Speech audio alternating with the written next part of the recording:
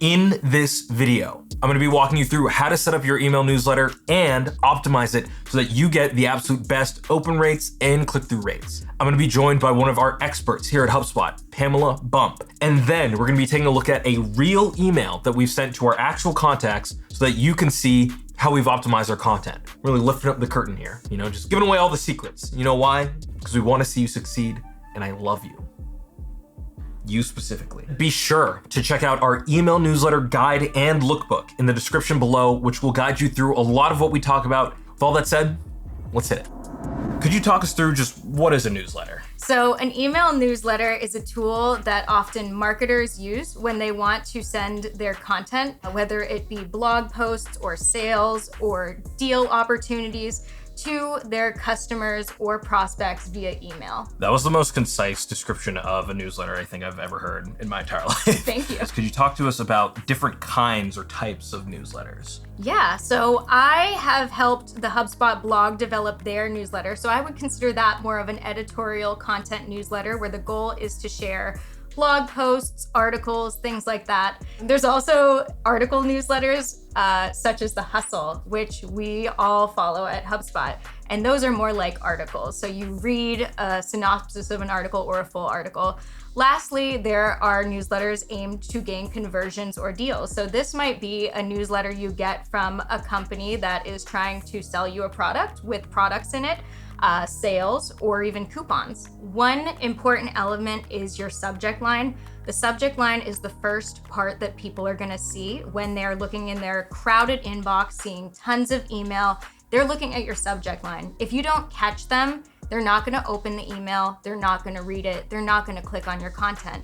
You've lost them. You want your subject line to be attention grabbing. Another great element is the body. Once you get them in, you want to have some sort of great body text or hierarchy that really pulls them in.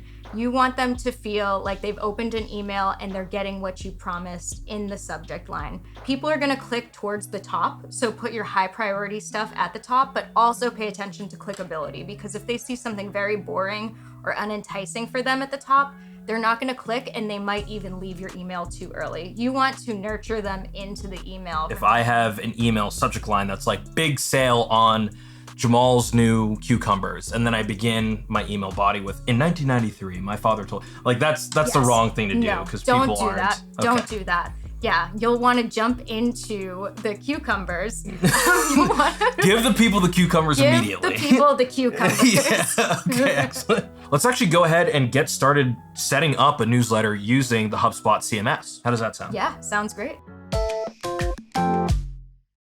Here we are inside of the HubSpot CMS.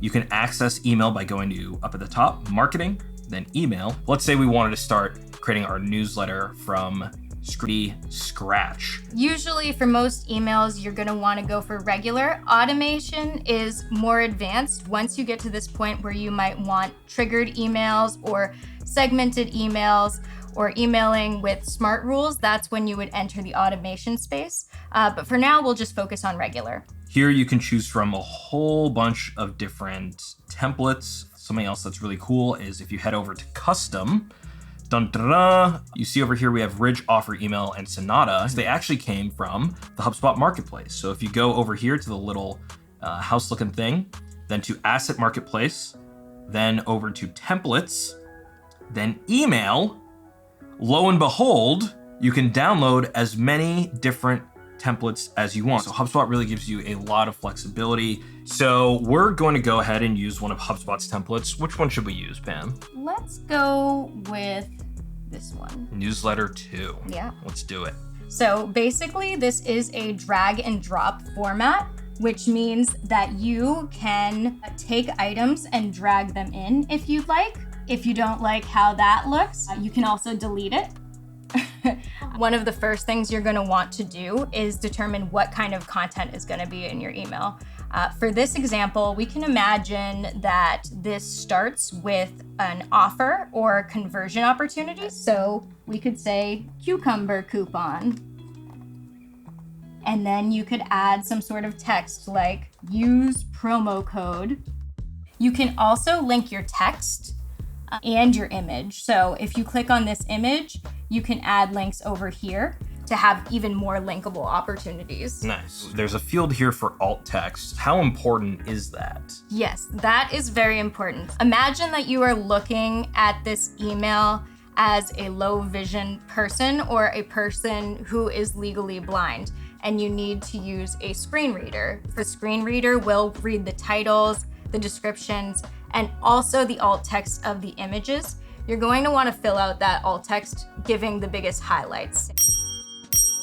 Here with the button, that's where we're able to do our CTAs. We can change this to cucumber.com.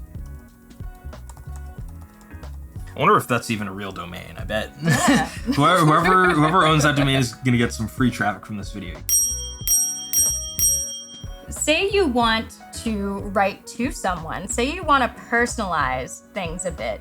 You can do this with HubSpot even without having an automated email. You are going to go to personalize, and then you are going to say contact first name. And then you're gonna want to pick a default value, because if for some reason the HubSpot software can't pull their name, you want them to be able to see something other than a null or a space. And you have written a letter to them instead of just saying cucumbers for sale. Personalization is very important. We get a lot of emails from big companies every day. It feels very impersonal. It feels like they just want to sell to us. So when you personalize, it takes a wall kind of away from that. It feels like Pamela from HubSpot is sending you an email to Ashley. When you say, hi, Ashley, versus hi name, or don't even mention her name, it feels like you know the person a bit. You have learned about their persona. And then when you preview, you can preview it as someone. Say you want to preview it as someone named Ashley. You can see, and it says Ashley. There's cucumbers for sale. Wow. So Ashley can know about the cucumbers. Another important thing to point out while we're in the preview is that you can see the mobile optimized version. So here you can see that our headline is way too big. Yeah, not optimized for mobile. It's not optimized for mobile, but that's why we have mobile previews. A growing amount of people are opening their emails on mobile. So that's very important. One more important thing to point out is your subject line. As I mentioned, the subject line is very, very important. You want it to be quick and clean, but also enticing.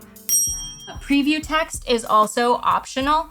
I would do it just in case people can see it, but keep in mind that some inboxes do not show preview text. So I would make this an enhancement of the subject line, but not something that's required.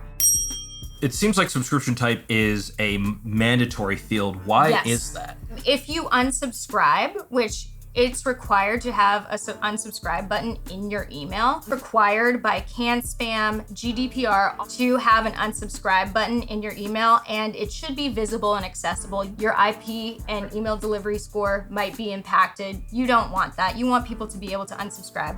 When they unsubscribe, that subscription type is one of the things that helps HubSpot unsubscribe them. For additional accessibility is you can go down here and go to customize, and you can update your HTML. So the HTML email is very important. If some people with screen readers prefer to receive an email as HTML, so there's less pictures and other issues clouding what they're reading, that is helpful for them.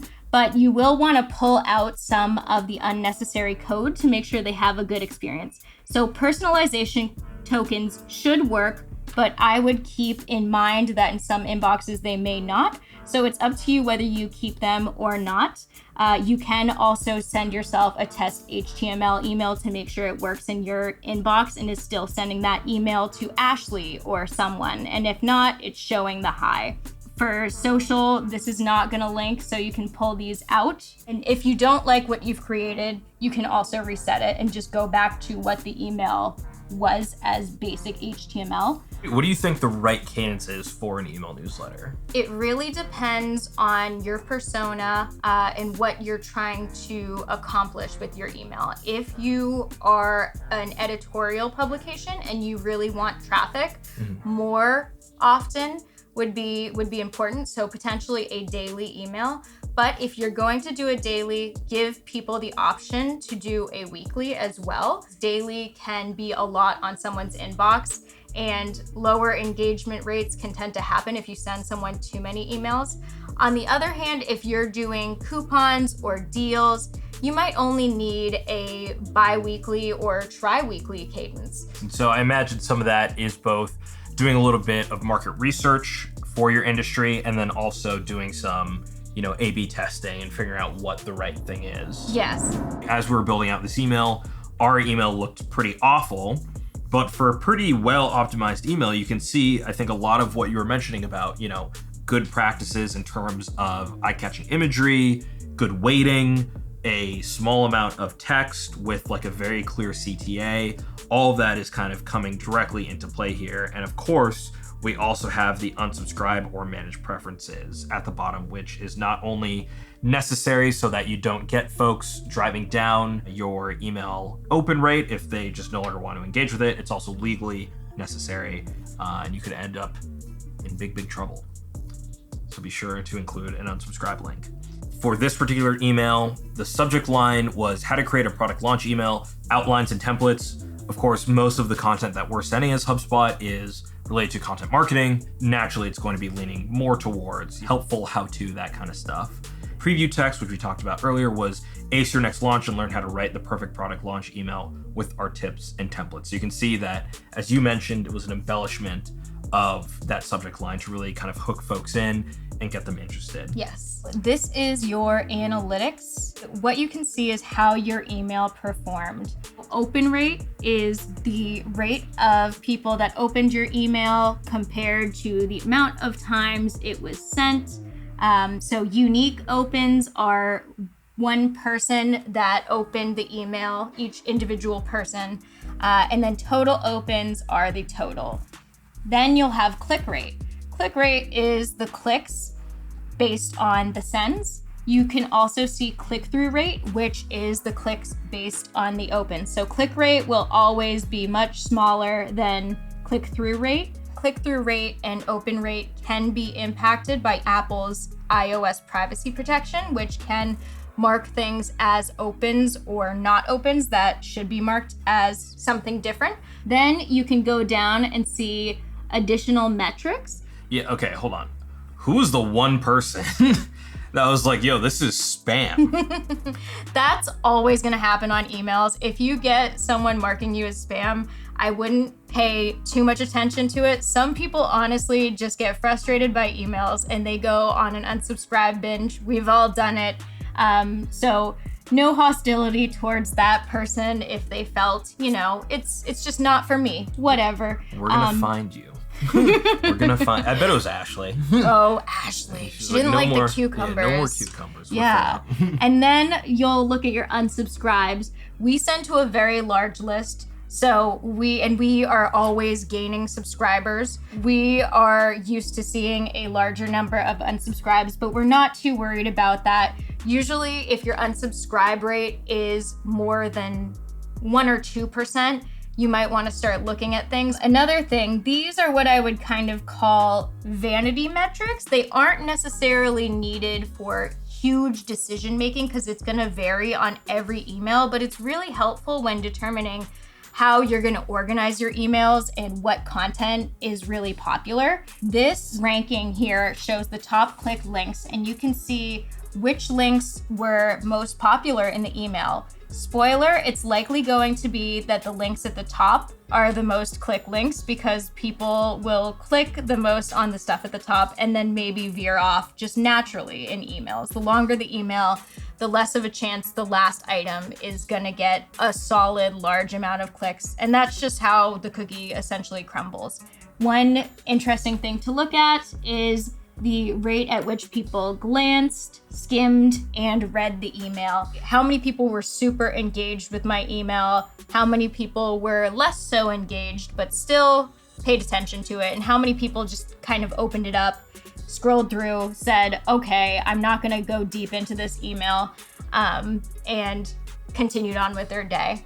I think this is a pretty optimized email. You usually will see read rates in the 50%, which is great. Sometimes you'll see it go down to 30 or 40 if the email is longer and there's way more links. If your email is shorter, you might want to see the read rate be a little bit bigger just because there's less email to engage with. So if they're not engaging with the whole email, that might be a little bit concerning. And then you'll see engagement rate over time. This is another thing, spoiler, it's going to have higher engagement when it sends and then less over time. Email inboxes fill really, really quickly.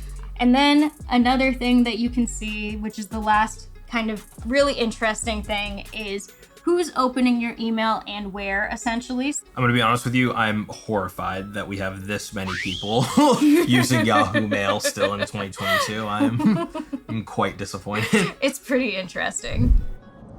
And there you have it, folks. As I said, be sure to check out the offer down below of our email newsletter guide and lookbook, which will walk you through everything that we just talked about in even more detail. It's gonna be beautiful. I can't wait for your newsletter to end up in my inbox so that I can hit manage preferences and say, yeah, change this from weekly to daily. Until that time, I'll see you later.